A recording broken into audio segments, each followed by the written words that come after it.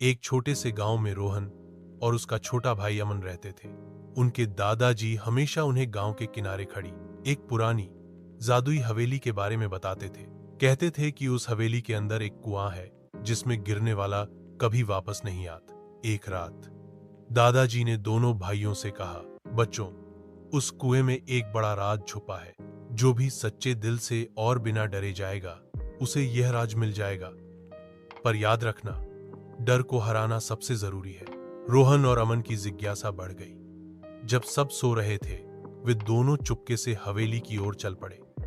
हवेली के अंदर घुसते ही अंधेरा और सन्नाटा था। हवेली के फर्श पर पुराने कागज बिखरे थे और हवा में अजीब सी आवाजें गूंज रही थीं। जब वे कुएं के पास पहुंचे तो कुएं से हल्की रोशनी निकल रही थी। रोहन ने देखा कि कुएं के किनारे एक पुराना पत्र रखा था।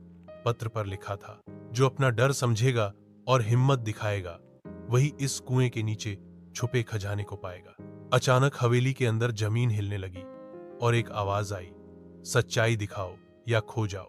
अमन ने डरते हुए कहा, चलो वापस चलते हैं। लेकिन रोहन ने कहा, दादाजी ने कहा था कि हिम्मत से ही राज खुलते हैं, हमें रुकना होगा।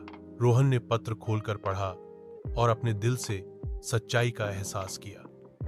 तभी कुएं के पानी में चमक फैल गई और पानी के नीचे एक रहस्यमय दरवाजा खुल गया।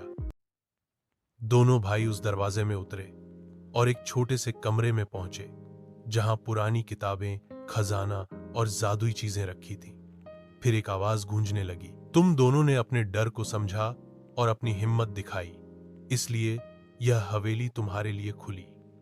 यह कुआं और हवेली उन बच्चों के लिए है जो डर को मात देते हैं। तभी दादाजी हवेली के दरवाजे पर आ गए और मुस्कुराते हुए बोले, अब तुम दोनों सच्चाई और हिम्मत के रास्ते पर हो। यह हवेली तुम्हारी हिम्मत की पहचान है।